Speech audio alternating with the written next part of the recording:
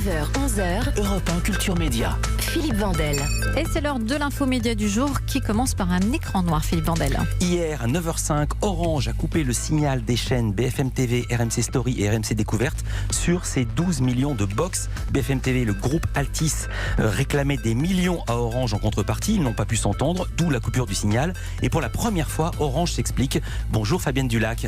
Bonjour. Vous êtes PDG d'Orange France. Merci d'avoir choisi Europe 1 et Culture Média pour vous expliquer. Tout d'abord, avant de nous dire pour quelles raisons vous avez choisi l'écran noir plutôt que la conciliation que vous demandez le groupe Altis pour diffuser ses chaînes de télé, pourquoi les conditions demandées étaient inacceptables pour vous? Que demandait-il? Depuis plusieurs mois, voire plusieurs années, nous avons une vision de la relation entre les opérateurs de télécommunications et les diffuseurs de chaînes que nous avons en permanence expliquée. Nous estimons que la révolution numérique dans laquelle nous sommes tous aujourd'hui a amené évidemment sur les box de nouveaux usages de la télévision, ce qu'on appelle les services à valeur ajoutée, le replay, le restart, ce que connaissent bien nos auditeurs. Ça, nous sommes prêts à le rémunérer parce qu'il y a une vraie valeur ajoutée quand vous regardez la télévision à travers vos box. Par contre, nous avons toujours dit qu'il n'y avait aucune raison de rémunérer des chaînes gratuites qui sont accessibles sur la TNT et qui ont un modèle économique basé sur la publicité, qui est un autre sujet. Donc voilà, notre position, elle est claire depuis plusieurs années. Nous avons trouvé des accords avec TF1 et M6 dans ce cadre-là. Nous avons répété depuis plusieurs mois aux équipes de Next Radio TV que nous étions sur cette position-là. Et alors pourquoi ne vous ont-ils pas entendu? Qu'est-ce qui achoppe?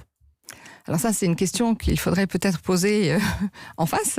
Je ne sais pas, puisque ça fait 8 mois que nous discutons, que nous avons été extrêmement clairs.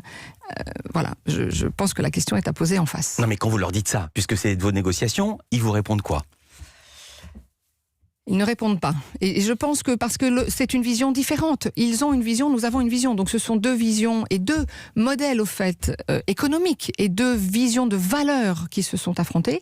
Moi je le rappelle, un opérateur de télécommunication, il investit dans les fréquences, ce qui n'est pas le cas des chaînes d'ailleurs.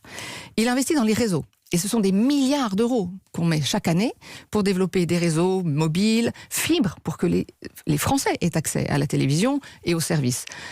Nous investissons dans les plateformes pour faciliter à travers les box les services. Ça, c'est notre mission et c'est notre rôle. Voilà.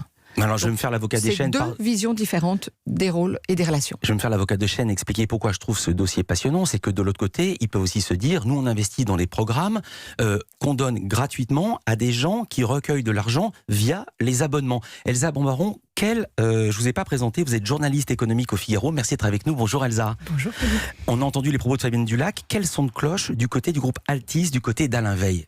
Vous alliez le dire en fait Philippe, du côté d'Alain Veil, ils mettent en avant les millions, non pas les milliards, dépensés pour créer ces programmes, ces émissions, ce direct, tout ça, ça coûte aussi de l'argent.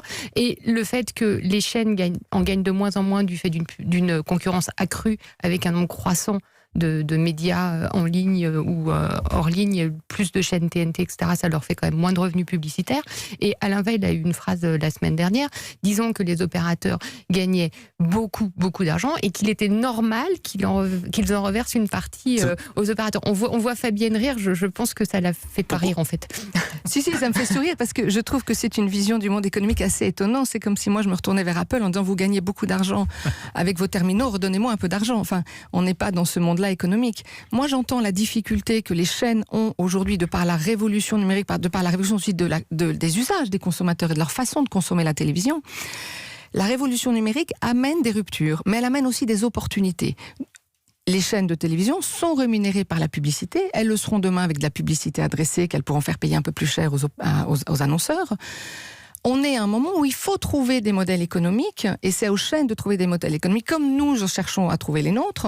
Et je le rappelle, la mission d'un opérateur de télécom, c'est d'investir, et il investit, vous l'avez dit, des milliards, pour déployer des réseaux et faciliter l'accès. Elsa? Oui, sur l'évolution du modèle économique, les chaînes en ont trouvé un l'année dernière avec les signatures des accords TF1, M6 et les autres opérateurs. Bien sûr, on se souvient même que Canal+ avait coupé le signal de TF1, par exemple. Il y a eu des conflits. Finalement, Orange avait menacé de le faire, le replay de TF1 avait disparu de SFR pendant un temps, donc il y avait eu des grosses tensions, et finalement, les chèques ont été faits. Donc, quelque part, les chaînes pensaient avoir trouvé ce modèle économique, et puis là, en quelque sorte, je me retourne à nouveau vers Fabienne, vous sifflez la fin de la partie avec cette histoire. vous fermez le portefeuille. Non, pas du tout. On dit ce que nous avons toujours dit et ce que nous avons d'ailleurs, négocié avec TF1 M6, que nous rémunérons les services à valeur ajoutée qui effectivement viennent renchérir et renforcer l'expérience des clients derrière les box. Et que nous refusons de payer des flux gratuits qui sont accessibles gratuitement sur la TNT. C'est ça le sujet. Et d'ailleurs, dans la proposition qui est faite ce jour à Alain Veil, il le sait très bien, j'ai fait une proposition de rémunération des services à valeur ajoutée. Donc je ne suis pas, et nous ne sommes pas obtus, nous avons une vision qui est la valeur apportée à nos clients et à notre business se rémunère, mais c'est tout. Alors Alain Veil vous a quand même un petit peu entendu, puisque hier, lors de la conférence de presse de rentrée de CGN Info, il a déclaré « Je ne veux pas mettre BFM TV en danger, ça n'a pas de sens de passer autant de temps, vous l'avez dit, des mois, pour des enjeux financiers aussi petits. Cette crise va être résolue dans les heures ou les jours qui viennent. Je sais qu'Alain Veil nous écoute, s'il veut intervenir, vous répondre, à vous, Fabienne Dulac, notre micro lui est ouvert. » Alors finalement, il a reculé hier, il vous propose de diffuser BFM gratuitement et de rebrancher ses chaînes tout de suite. Est-ce que vous allez le faire ? Alors, j'ai entendu tout à fait, avec attention évidemment, les propos d'Alain Veil hier matin. Nous sommes en train de formaliser ces propos-là par écrit, ce qui est quand même la règle du jeu dans notre type de négociation. Dès lors que nous aurons formalisé ces écrits, parce qu'il y a toujours parfois un peu d'interstice entre la parole et l'écrit, bien sûr que nous sommes engagés, nous rétablirons le flux. Europe 1. L'infomédia du jour continue. Fabienne Dulac, la directrice générale du groupe Orange, est l'invitée de Philippe Vandel. On revient sur la coupure du signal des chaînes du groupe Altis, qui prive 12 millions d'abonnés des chaînes BFM TV, RMC Story et RMC Découverte. Est-ce que ces chaînes sont fragilisées ? Quand est-ce que BFM va être à nouveau diffusée sur Orange ? On y revient dans un instant sur Europe 1. Suite de l'infomédia du jour, écran noir pour BFM TV sur les box Orange. Vous en parlez, Philippe Vandel, avec vos invités, Fabienne Dulac, directrice générale d'Orange France, et Elsa Bimbaron, journaliste au Figaro. Oui, on parlait d'Alain Veil qui dirige les chaînes BFM TV, RMC Découverte, RMC Story. Dans l'article du Figaro de ce matin, signé Elsa Bimbaron et Caroline Salé, en ne réclamant plus de rémunération pour ces chaînes, Alain Veil espère forcer Orange à les distribuer de nouveau. Fabienne Dulac, est-ce que vous vous sentez forcé de les distribuer de nouveau ? Alors, la loi ne nous force pas à les distribuer, mais pour moi, il est important de distribuer ces chaînes.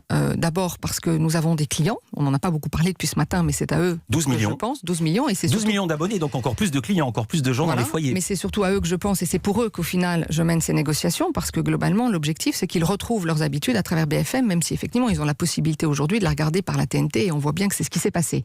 Mais rendre l'expérience client plus agréable fait partie de mes objectifs. Donc voilà, pour moi, l'important, c'est effectivement que nous arrivions à trouver un accord pour que globalement, nos clients retrouvent l'expérience qu'ils avaient l'habitude d'avoir chez Orange. Il y a quelque chose que je n'arrive pas à comprendre en vous écoutant. Comment se fait-il qu'en 8 mois, on n'arrive pas à trouver un accord ?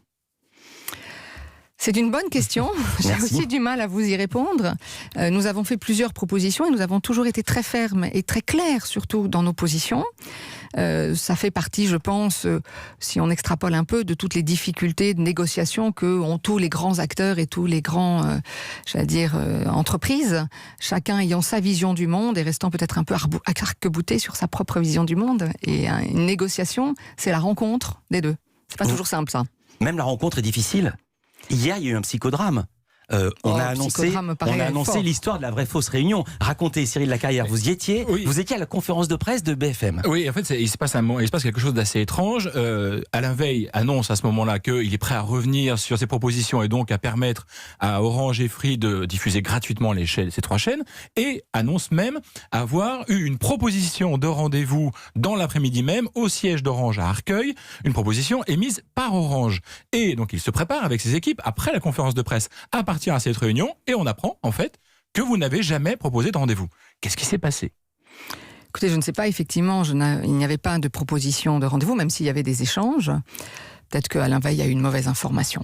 Non, il ne peut pas recevoir un mail d'Orange, il n'y a pas des spams. Alors attendez, je pense que personne ne peut envoyer de... Je n'ai pas de clone, donc il n'y a pas de mail qui part de ma boîte sans mon avis et sans que je sois à la manœuvre.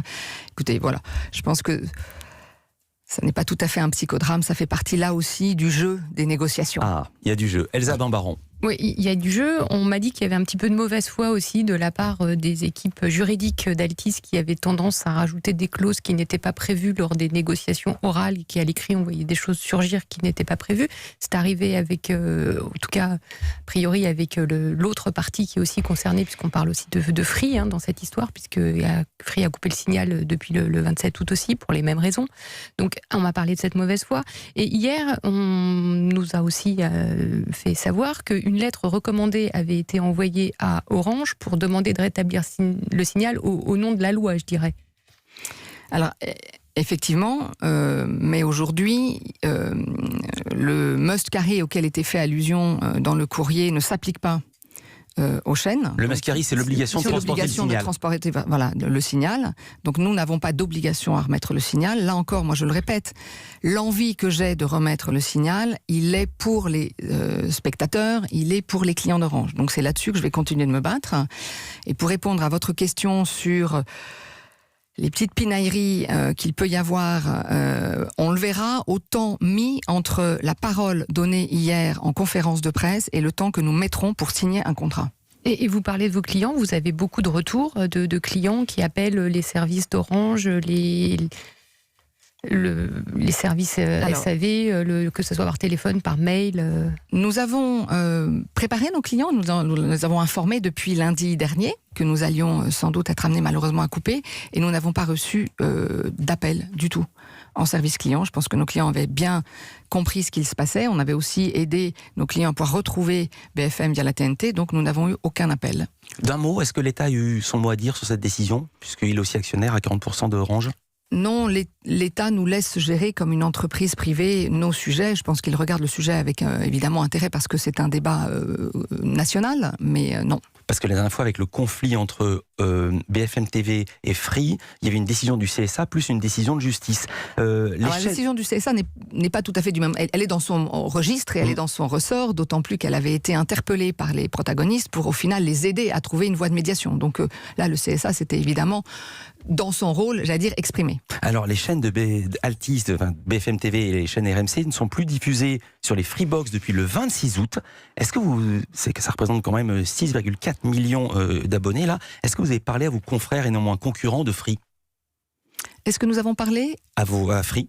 Ah oui, non. Vous n'avez pas dit comment ça se passe pour vous Non, mais nous avons lu la presse. Ouais.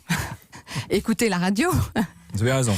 Pour entendre effectivement ce qui se passait chez nos compétiteurs. Alors je vous donnais les conséquences financières de la coupure de Free il y a 2 semaines.